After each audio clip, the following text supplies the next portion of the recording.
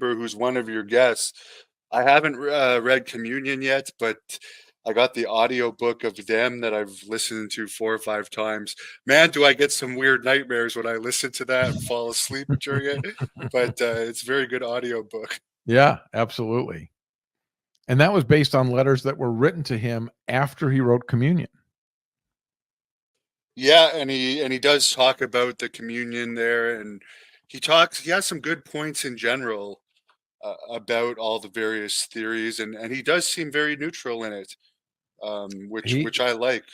top guy. Whitley's fantastic, and people need to pay attention to him. Again, I think he's getting overlooked a little bit.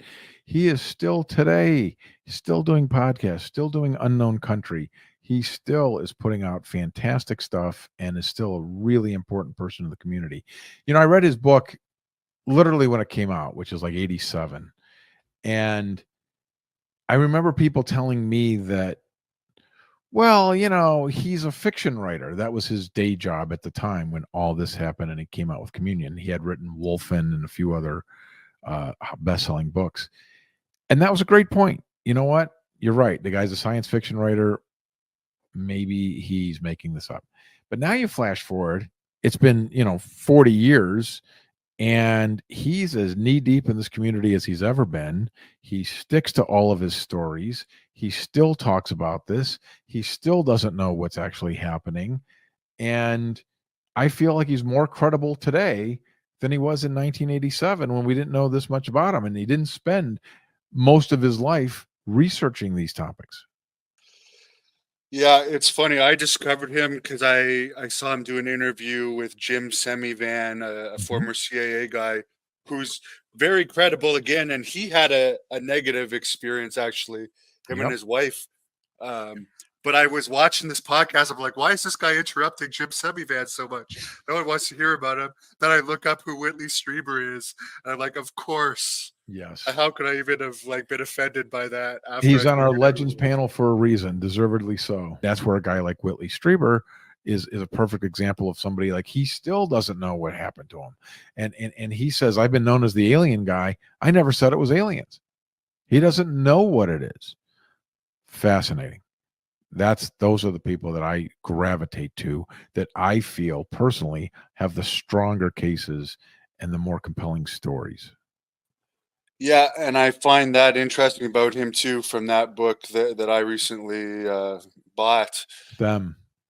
Yes, where he's talking about he doesn't know what they are. He thinks they might be aliens, but they could be a number of things. But he also talks about how much it bothered him that he actually, according to his story, he experienced anal tearing, which was traumatic, and it still bothers him, and it became a big joke.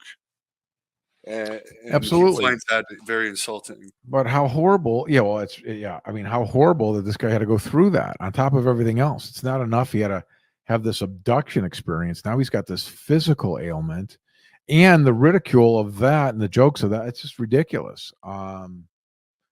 Good for him for getting through all that. You know what I mean? The one story in them that I always have to skip this chapter because it really bothered me. I think I listened to it twice. Was there was a young girl that was abducted that supposedly, according to the letter he got, actually got infected with something, and she came and told her mom she was sick after the abduction, and she actually became deathly ill within weeks after that and died. And the aliens, I guess, apologized to the mom and said she's too young to treat for this. I think it was some form of bugs that they called it, but yeah, that was a sad story. I think she was like 10 or under. Wow, can you imagine? I mean, losing your daughter, and then on top of it, here's why she's telling you that an alien took me away and gave me this illness accidentally. I mean, wow, that's a tough one to swallow. Your heart goes out to those people, right?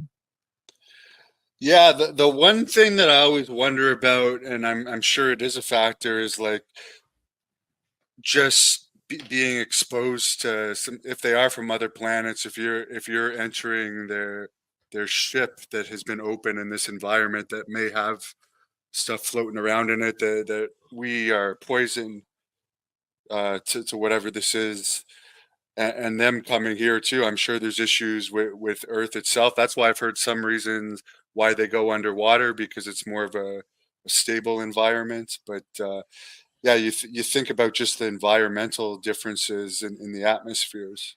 Or the like you know the contagions, like you said, the bugs, the look how careful NASA is opening up a moon rock. You know everything's got to stay in a you know secure, safe thing because who knows, and we don't want to get any microbes. We don't want to send microbes across the galaxy. You know, it's true that's a very real possibility. I mean, they could accidentally cough on somebody and wipe out our whole planet, or vice versa.